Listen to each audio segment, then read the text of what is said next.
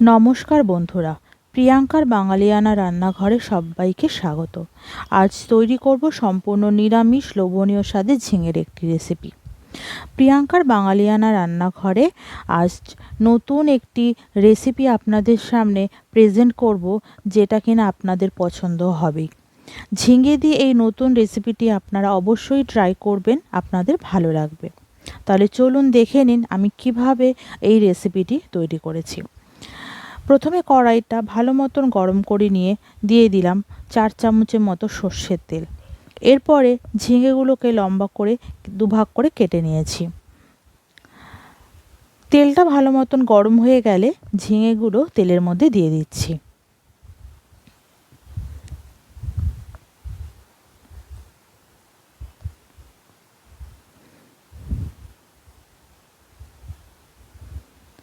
ঝিঙেটা তেলের মধ্যে দেওয়ার পর ঝিঙেটাকে ভালো মতন করে একটু ভেজে নিতে হবে।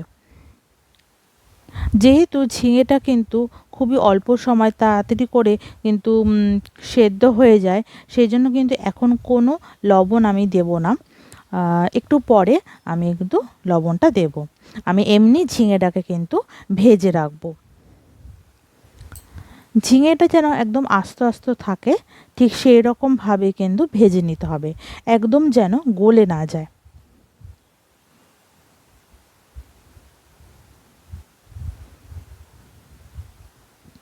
কোনো নুন কিন্তু আমি ঝিঙের মধ্যে দিইনি।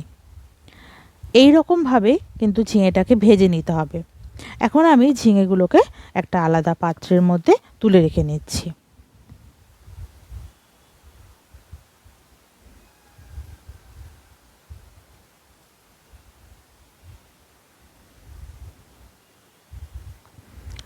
ঝিঙেটা তুলে নেওয়ার পর ওই তেলের মধ্যে আরও 2 চামচ সর্ষের তেল আমি অ্যাড করলাম। তেলটাকেও ভালো মতন করে আবারও গরম করে নিচ্ছি।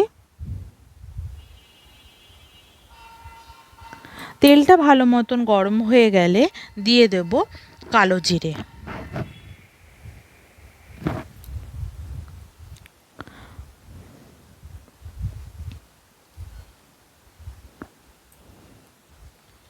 এরপরে দিয়ে দেবো 4টে চেরা কাঁচা লঙ্কা।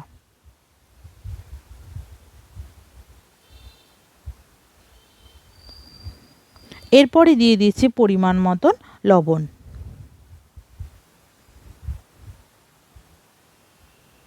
দিয়ে দেব অল্প করে হলুদ গুঁড়ো।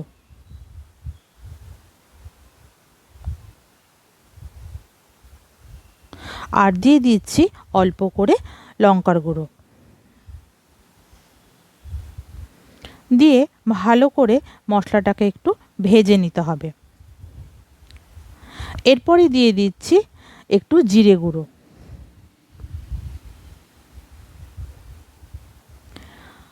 প্রত্যেকটা মশলা দিয়ে ভালো করে কিন্তু আমি একটু নাড়াচাড়া করে নিচ্ছি।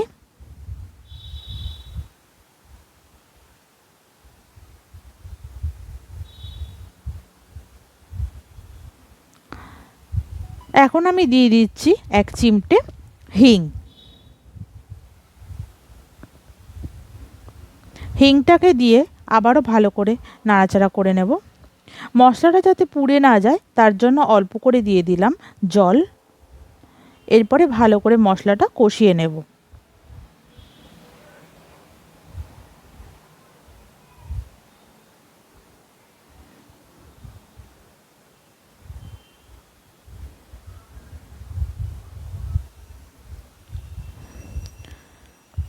এরপরে আমি দিয়ে দিচ্ছি মৌরি ভেজানো জল।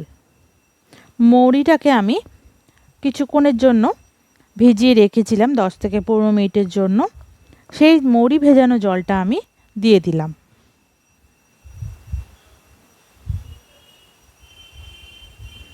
মৌরির কিন্তু একটা আলাদা গন্ধ আছে, যেটা কিন্তু রান্নার টেস্টটাকে কিন্তু আরও বাড়িয়ে দেবে।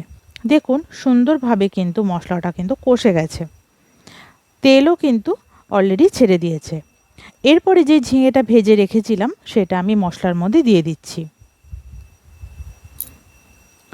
এরপরে হালকাভাবে একটু নাড়াচাড়া করে নিতে হবে, যাতে ঝিঙেটা যেন একদমই গলে না যায়।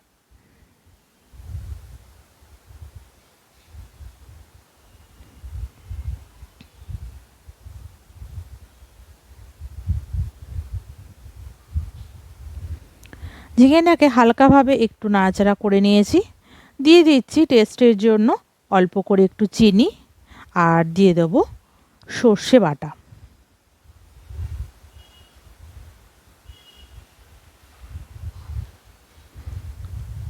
দু চামচের মতো সর্ষে বাটা সবার লাস্টে দিয়ে দিলাম। এরপরে একটু ভালো মতন করে নাড়াচাড়া করে নিতে হবে।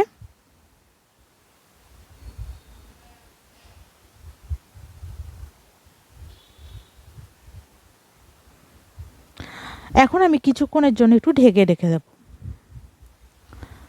3-4 মিনিটের পর আমি দেখুন কোনো কিন্তু জল আমি ইউজ করিনি। ঝিঙেটা যে ঢাকা রেখেছিলাম সেখান থেকেই কিন্তু ঝিঙে দিয়ে কিন্তু জল বেরোয়, সেই জলই কিন্তু বেরিয়েছে। আর গ্রেভিটাও কিন্তু সুন্দর হয়ে গেছে।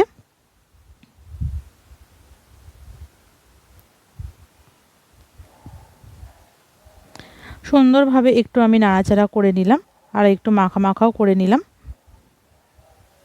এই রেসিপিটির নাম হচ্ছে ঝালদা ঝিঙে। আপনাদের কাছে অনুরোধ পুরো ভিডিওটি দেখার জন্য। আপনারাও কিন্তু বাড়িতে এই রেসিপিটি একবার অন্তত তৈরি করুন, আপনাদের খুবই ভালো লাগবে।